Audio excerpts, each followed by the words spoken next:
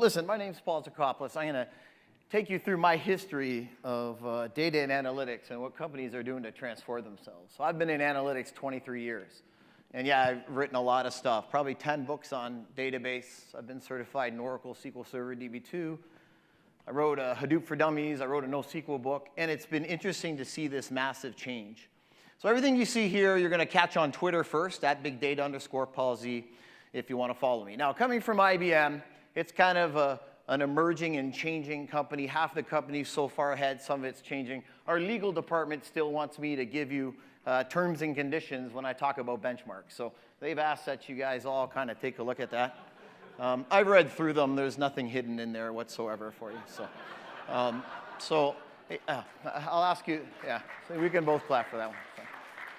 All right, but here's my question, this massive shift. I love the story of the creation of big history, because it's true. We're in a massive modality shift. And it really hit me the other day. I have a 12-year-old daughter. Her name's Chloe.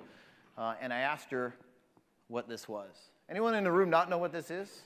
Right? She said, Dad, did you 3D print the save icon in Microsoft Word? That's what she asked me, right? And it tells you about this modality of storage. It's a massive shift. It's completely changed, not just in the volume of storage that we can shift, but how we store and where we'll find data.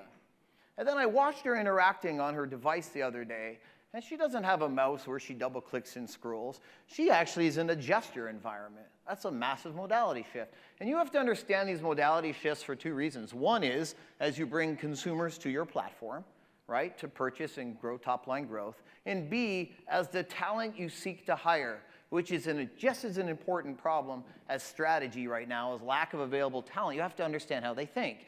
And today, we think in swipes and pinches and taps. And the breadth of a swipe or the intensity of a tap is human digital body language. This has created an explosion of data. And then we've changed the modality in the way we communicate. We go from text expressive, which is what we're used to, into visually expressive environments, right? And this is changing the landscape. I always say a picture is worth a terabyte, if you will. But if you don't think this is changing the landscape, the average attention span of a millennial today is 8 seconds. That's 1 second less than a goldfish. And that's the kind of time that you have to interact. Are there any millennials in the room? All right, well, we're going to make fun of you three all day long, right? So, all right. And so I started thinking about this world we live in, and I mean, 23 years of data. I've been cool for the last 2 years only. We're in a 24/7 data collection world. And there is no company in this room that can't store data because of the economics, because of the speed. We don't have a problem storing data. If I was giving you a letter grade, A+. But what about 24/7 data decisioning? It's not so good. I'd probably give everyone in this room a C- at best. At best. And here's the thing. When I write something in Microsoft Word, it gives me a squiggly underline when I spell something wrong. And it might even autocorrect it. That's 24/7 decisioning. And yet we don't do that in our analytics environment. We don't do that in our operational environments. Inside IBM, we're guilty of it in pockets, and our customers are guilty of it. And that is where differentiation happens, is moving analytics to the forefront of a business so you're nowcasting, not forecasting. And it got me thinking, what is the price of not knowing? So, does everyone know who this is? My three millennials. We know who it is? No, honestly, I gave a talk. Half the audience didn't know who it was. And so it's Stevie Wonder. He's a musician. And you know he's blind. You do now. So does anybody know why Stevie Wonder's blind? It comes from something called the prematurity of retinopathy. So I did a project at Toronto Sick Kids Hospital. I'm from Toronto. And we looked at the NICU, the neonatal ICU. And they provide oxygenation, saturation to babies. That helps more babies go home and have families. And when we looked at the project of the oxygenation for the neonatal babies, at top of the spot hour or half-hour readings, typical, right, for any non-emergency condition in a hospital, this is what they thought they were giving the baby. This is what they were giving them when we moved those measurements to milliseconds and did 24/7 data decisioning. More babies go home healthier. This is why Stevie Wonder's blind. And what about the morphology of a mole? You know, computers today, IBM Watson technology, with about 98% accuracy, you can look at a mole and say this is cancerous. Why? Because professional clinicians and oncologists have trained it and validated millions of images So computers have to learn how to sense in real time, but now they need to learn how to see, because I just talked to you about this modality shift to image. And this is a rail company in the United States, hundreds of thousands of cars, all rigged with sensors. But you know what's near impossible to find that causes a derailment? A cracked wheel. And do you know how they're trying to figure out when a cracked wheel is happening or a crack is growing? They listen. They actually listen to the vibration sounds. So computers and machine learning is all about seeing, hearing, feeling. And we do that through recognition of data and patterns. And so in my last book, I had a chapter called The Death of the Average, where I believe that top-line growth for companies is absolutely going to come from customer centricity. Focus on, Paul's not 45 and married with a kid, but he likes to golf. He loves the Toronto Maple Leafs, so it's hard for him to come to Boston. He loves to do hot yoga and things like that. And this will all be about algorithms. You will brag about your algorithms. You won't be bragging about your product placement, your warranty, your customer service. You will brag about your algorithms. And that creates an environment and a race to how many algorithms can I get out there and how fast can I refresh them. That will define business of the future. And if I look at your environments, they will never be monolithic. So if some vendor comes to you and says, Hadoop replaces everything, they're wrong, right? If any vendor tries to take anything away, they're wrong. And I'll give you this analogy here. And on the left, I know you guys are like, oh, the IBM dude takes a picture of an IBM mainframe guy and puts him on the screen, right? But that's really not what that is, right? But think of an old gold miner. It's visible to the naked eye, right? The gold is high value per byte data. I see it, I invest in it. This is a world I grew up in for 12 years in the research lab in Toronto. This is the structured database world. And ironically, the interface for that SQL is the hottest thing in NoSQL, so it's going nowhere. And along came new kind of equipment, capital equipment, things like Spark over Object Store and Hadoop, that allow us to mine millions of tons of low value per byte data to find near invisible strands of gold. And that's really what machine learning will be about. And this environment, we call it polyglot. And what I love about Postgres is the ability for myself to go and work in different modalities within one kernel. Key value store, document store, relational database. I can use different types of styles. And so whether I'm doing schema-first development on my data, schema read, schema need, schema never, whenever I want to define the schema, I have that flexibility. And it's such a cool space for the technology you're here to be experts in to fit in this space. And that is what your analytics environment will look like. And so, you know, I kind of work on both sides, techies, as well as the business side, and I've seen this shift in the CO office from spending money to save money to spending money to make money.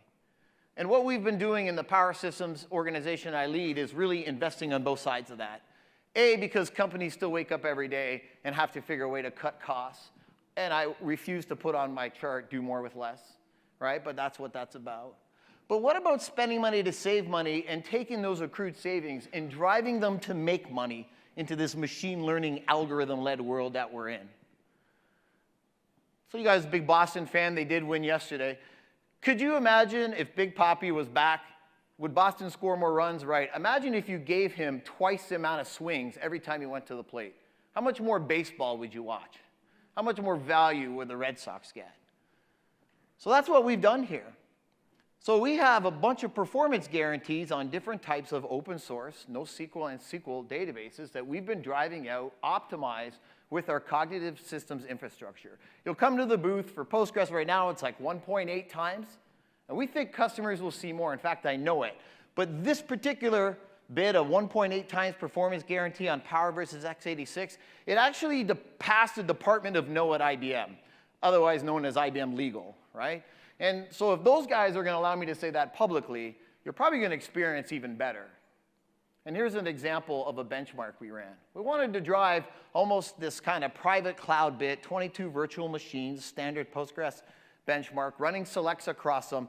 And we drove the performance against a Haswell-led Hewlett-Packard server to be the same on purpose. Took more than double the cores. So we had the same throughput, and then look at the costs. This is about spending money to make money. It's about 2.12 times better price performance. So we're able to speed things up to spend money to save money. And today on the newswire, Cipher Health was announced as one of these spending money to save money, who are also taking the money they save to invest in it in better patient outcomes in the healthcare industry. 2 to 3 times better performance, 50% less to price, and creating private cloud on 150 containers within a single server. Right? A great story of seeing it in action. But you know, it's not just about how fast, it's time to value. How fast can I get myself into operation? And we announced this open database as a service toolkit a couple of months ago, maybe a month and a half ago. And it's the ability to go and provision on private cloud in a cloud-like agile manner. That's been the problem. I grew up as a DBA. I'm sure there's lots of them in here. Performance to a DBA means service level agreement. Performance to an application developer means how fast can I build my application. We come from different worlds. And it's time that IT takes back control, but you can't hurt agility. And I get it. It takes me 3 weeks to get a USB key approved to order at IBM. Like, I get it, right? I will bypass those processes. This allows you to take back control because governance is the gateway to analytics. Most companies, they approach governance with a least effort to comply approach. But I'm telling you, investment in governance is how you speed up your analytics. Where did the data come from? Provenance and understanding. And so you deploy these databases. All kinds of databases that you see here, different versions of them.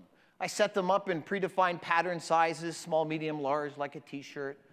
I have built on OpenStack Trove and Horizon the ability to work with these as a services, backup and recovery operations, starting instances, and even create user groups and assign them to various levels and security measures so I don't have to grant root to everybody. A very fast way to get going. And finally, on the spend money to save money chapter, ITIC just came out with this study in the most reliable servers, was proud to see IBM, 2% of customers had more than a 4-hour outage over the course of this. The mainframe, they called it blink outages. It was 8 seconds a month. Was the most outages that were reported. We're doing a great job of keeping you available, deploying faster, and deploying with better reliability and speed. And so that changes us into this new economy where data is coming us from the most unusual of places and things we've never thought we'd find before. How many people are not on social media in the room? Raise your hand. Like nobody, right? So, the other day, I was looking at this WhatsApp. Anyone on WhatsApp? A number of you, 1 in 7 people in the world. Did you know, speaking of data in the most unusual of places, WhatsApp evidence is used to divorce nearly half of Italian adulterers? Like, seriously. Would you ever thought there was data there? That's a pattern. And look what the head of the Matrimonial Association of Lawyers says in Italy. We've seen adulterers using this service to maintain 3 or 4 relationships. It's like dynamite. So I don't know what's going on in Italy, but... So the point is there's lots of data to be had. In this IoT now, we go from everyone talks to everyone to everything talks to everything. So this is a project I worked on a concert tracker last year. You track the ebbs and flows around the concert. But we rigged out all of the washrooms and outhouses with IoT sensors to give us quality metrics, right? You know a millennial built this, my last millennial joke, but instead of using the word utilization, I think they used the word payload on that thing, so I thought that was odd. This data is streaming in, 24/7 data decisioning. And then the weather. This is the biggest, most missed opportunity for all businesses is how do I fold in weather? Another area we're investing in the algorithms. And I said to my wife, I showed her the forecast, and she's like, you know, weather is like the enemy of beautiful hair, Paul. And well, I thought to myself, could you imagine, Kelly, if you had this application that would look at the weather and say, today's a frizz day, right? How many people have that problem with the, it's always like a bald guy in the back who raises his hand, yeah. Or a dry day, and it recommended products based on the weather forecast, and people in your cohort that have the same kind of hair. Would you walk more confidently? This program for hyper engagement was 2 times media engagement, 4 times sale growth, and like 24% product category growth year over year. It was Pantene, they did weather with it. So IBM went and created this partnership about weather, but then we went and bought the weather company. And why did we buy them? Not just because of the weather, we had the agreement. This is the largest IoT ingestion engine on the planet. That's how you get to 24/7 decisioning. Google does about 3.5 billion searches a day, Twitter about 500 million. This does about 45 billion forecast API requests a day. It will blow your mind. It's probably the 7th largest database in the world. It's the 2nd largest personal location database in the world. We ingest 400 terabytes of data a day with 800 different types of data types, or 400 different types of data types and sources. And just the other day, a bunch of organizations in the States got together to talk about how to simulate weather patterns. Obviously, the impact of weather in our society is a growing concern. And they will do that on power systems. And this is about artificial intelligence. And so we find ourselves in this world where I used to write about finding a needle in a haystack, and now it's about finding a needle in a stack of needles. This is where machine learning comes. And machine learning is finding interesting patterns in our data without writing code. If we want to teach a car to drive or to recognize a skiing picture, we just change the data. And people come to me all the time, they're like, well, is this the end of the world? You know, AI, that's like general AI is when computers think. So the best timing for Terminator 3 or iRobots, at least 2075. The biggest thing you should be concerned about in artificial intelligence is the data you're teaching it. Is it curated? Does it have provenance? Do you understand it? And the folks in this room, they understand that kind of stuff, and it's absolutely critical. And if you're not a machine learning expert, I'll just give you a 1-second lesson here. This is called supervised learning. I know the outcomes. Do you know 80% of the world's data can't be Googled? In other words, you all have data locked in your repositories, perhaps guilty of not knowing what you could already know. That's supervised data. You know the outcomes of a car crash when apparently a pillar jumps out of you in a parking lot, right? You know the outcomes, right, of a customer that's ready to attrit. So if I wanted to know the outcome of an A, I would give it a bunch of A's, and then the computer would go and figure out mathematically what an A looks like. And then it could go on and discover A's. And that's machine learning. And today, most people are at this simple machine learning. If I gave you some Lego blocks, you'll build that as a zebra. But deep neural networks are the next generation of machine learning. Imagine creating a life-size zebra in 3D, and that's deep learning. And so there was a time where a 3-year-old could recognize a picture better than a computer. But that time is past, right? And I'll show you like one quick example right here. Here I've got thousands, well, hundreds of thousands of sporting images that I've loaded into a local repository. I trained it to understand what snow looks like. So if I type in alpine skiing, you can see I get instant image classifications, right? I know here, as I've taught it what a skiing looks like, snow looks like, winter sports. It starts to categorize this. This is called image annotation or cognitive visual inspections. And this is the future of how we'll go to market.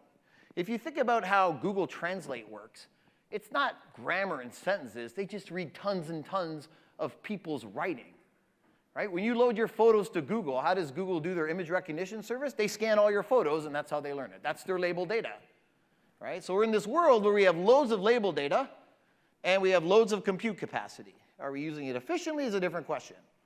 So I ran this recurrent neural network on Ernest Hemingway. I'm not exactly a Hemingway fan, but I wanted to see if a computer could learn how to write like Ernest Hemingway.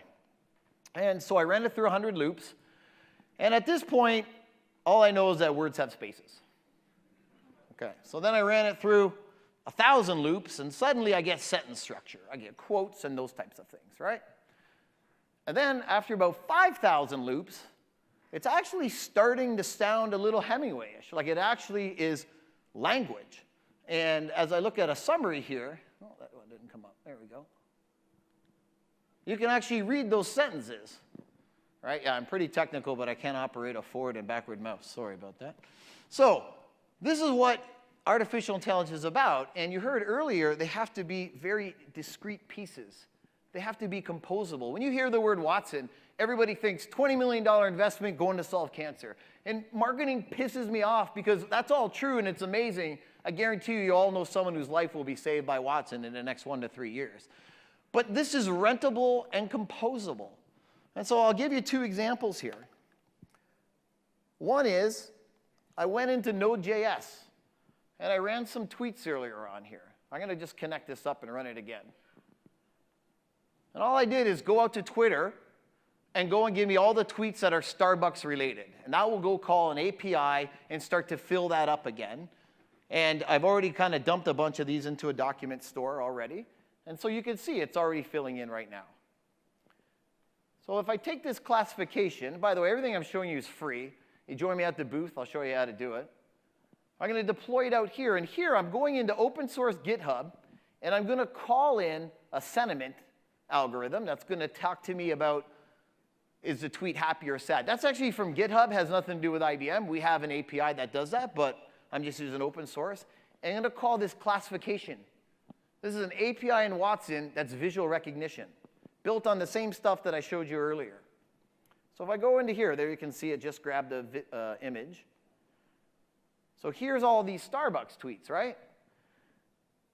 So it says, it's so hot in Starbucks, it looks like cake from Matilda. And I can see, here's the image URL. I'm going to go grab it. Sentiment 2, look, it's classifying it, right? This is chocolate fudge, 89% accuracy. Food, nutrition, delicacy, sweet, candy, chocolate, fudge is the classification. It's 90% sure it's fudge, and so on and so forth. And if I go look at that picture, that's what it is. Now, I pulled that in when I started, because sometimes I pulled some stuff up. I don't care if it's wrong. But when it's like someone naked, that's not very good, right? So, okay, you get that point. So I'll show you one more thing here. Here, I have a number of customer interfaces. Imagine if you could create every single interaction you ever had with a customer and run AI on it.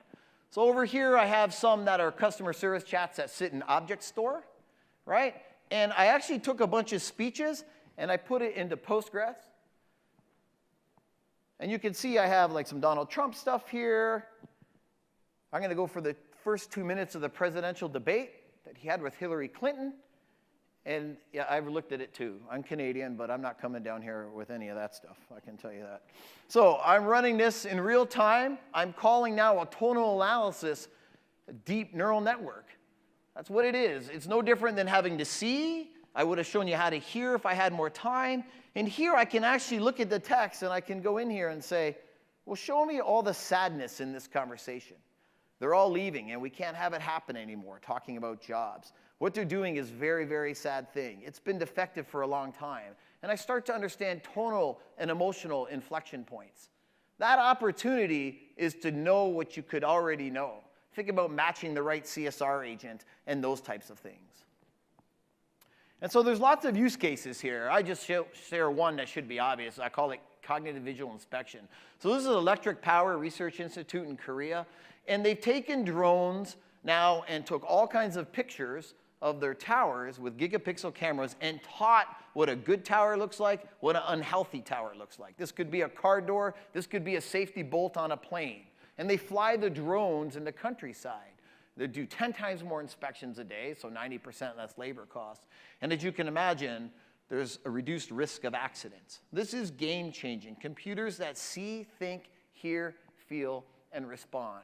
And as you build these deep neural networks, these big Lego zebras, you get a dramatic increase in accuracy. But the amount of data and parameters that you look at would shock you. I wish I had more time to share it with you.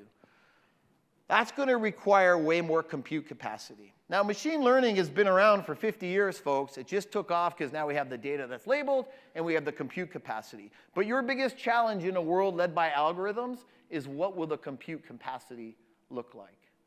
ExxonMobil announced a world record oil and gas simulation in first quarter built on Intel, a 22,000 computer node cluster with over 700,000 CPUs. This is video of them building that data center. In second quarter, with our Minsky server, which is designed for Power AI, it has open innovation around the core so that we have the core and our partners come and innovate, like NVIDIA with NVLink, to double the speed between the GPU and the CPU. That is so critical. Infrastructure matters again. When you infer algorithms, which is the scoring of algorithms, they'll matter again. That's why Google announced the TPU. You're going to see those in cell phones because they're going to want to score algorithms mobile. We did it on 120 CPUs in a 30-node cluster with 120 GPUs. This is called boiling a cup of water. That's called boiling an ocean. The data footprint, half a football field, half a ping pong table. And that's what our division is about. It's about how do we accelerate that in an open source world. So I'll finish in this last minute. IBM is really proud of our open source commitment. The president of the Apache Foundation, Sam Ruby, is an IBMer. We have more committers on Apache than anybody else. And if you look at the recent partnership now with IBM and Hortonworks, which we have a 3 times performance guarantee on, it's pretty significant and obvious that we have a big responsibility to open source. And this has changed. 10 years ago, I wrote the book Apache Derby, Off to the Races, and IBM wouldn't let me ship an open source version of Apache Derby with the book. You couldn't ship the CD. Like, the culture has changed, and we take that responsibility very, very seriously. And in that, you know, if you look at our Power AI box, TensorFlow, Caffe, Theano, Torch, I'm telling you to bring whatever open framework you want to our platform. We also have this product called the Data Science Experience we announced. This is about collaboration for data scientists. You want to bring Python or R, you're an R programmer, built-in Shiny R to go and visualize stuff. It's all open. Run an open source Spark, and there for you to take advantage of. It's got nothing to do with anything proprietary, which may not be the IBM you know. So I'll leave you with these last 3 quick comments, because I feel like I could work anywhere in the world right now in data, and I choose to work at IBM. And you hear a lot about earnings and that kind of stuff, right? Yeah, we're going through a shift of disruption. Everyone is. IBM has the largest commercial design center in the world, bigger than Apple. And you see that in the interfaces that are coming out. We have the largest mathematical research organization, commercial, in the world. Think about that in a world of algorithms. And finally, eWeek came out and said, what are the 10 technology companies proving that innovation isn't dead?